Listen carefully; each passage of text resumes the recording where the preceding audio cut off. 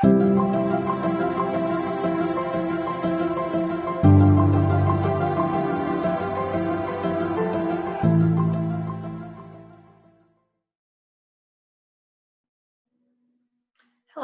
I'm Sandi Towns. I'm a tax partner with William Vaughan Company. Today I want to talk a little bit about some estate tax planning opportunities as we head into the end of 2020. We have no idea what's going to happen with the election, but if we do end up with a shift in the majority party in Washington next year, we are likely looking at not only income tax increases for high-income individuals, but also potentially drastic changes to the estate and gift tax exclusions. We may be looking at some sort of tax increase no matter who's in control next year as a result of the massive relief spending this year.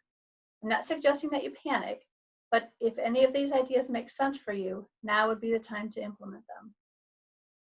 The estate and gift tax lifetime exclusion is currently $11.58 million per person, and you can double that for a married couple.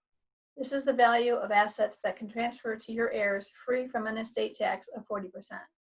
This historically high exclusion is scheduled to expire in 2026, but we could see attempts to reduce it even sooner, as soon as next year even. Prevailing thought is that the new exclusion would be somewhere between $3.5 and $5 million per person. So if you have more than $3 million in assets that would be subject to estate tax, you should consider taking action before the end of the year. You should consider making gifts now to use up as much of the exclusion as is financially advisable for you before it is reduced. The Tax Cut and Jobs Act and subsequent IRS regulations have provided for no clawback of the exclusion if it is reduced after it was used by the taxpayer. That means you won't have to give any back if you used more than is available in a future year. There are many gifting options available to fit your unique circumstances. You can consider gifting to children or grandchildren, either outright or in trust. Keep in mind when gifting non-cash appreciated assets that you are also gifting your tax basis in those assets, so the recipients would be subject to capital gains tax upon disposition. If you held them until death, your heirs would get a step up in basis to fair market value at death. Consider gifting highly appreciated assets upstream to your parents. If they own them for at least a year and then pass away, you would inherit the assets at a stepped up basis. If they die before the year, you get the assets back with the same basis you transferred to them. This is especially important this year when one of the Biden tax proposals is to eliminate the step up at death. So step up at death would be available once that takes effect. Lost assets are ones that are worth less than you paid for them, such as a stock that you bought for $100 that is now only worth $75. You should avoid gifting these lost assets because the gift basis rules state that the recipient's tax basis is the lesser of the donor's adjusted tax basis or fair market value. So with lost assets, the recipient could end up with more taxable gain than you had. If you're gifting business interests, such as transferring a family business to the next generation, be aware that the combination of valuation discounts and the effects of COVID-19 restrictions on small businesses this year could work to reduce the value of your business, allowing you to use less of the gift tax exclusion when you transfer it.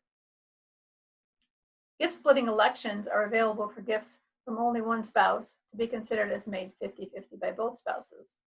Now might be a good time to consider not splitting the gifts though. Here's an example. If you're gifting $10 million, have it be from only one spouse. If the exclusion is subsequently reduced to $5 million, the other spouse still has $5 million left.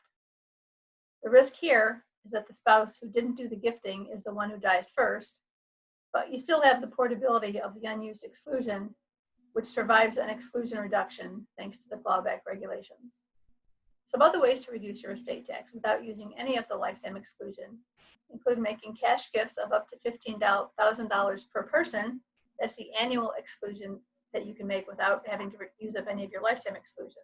So for example, you can give $15,000 to your son. You and your spouse can give $30,000 to your son. And if you include your son's wife in that, you can give them $60,000 without ever having to use up any of your lifetime exclusion. Also keep in mind that payments directly to educational institutions or to medical providers are not considered as gifts.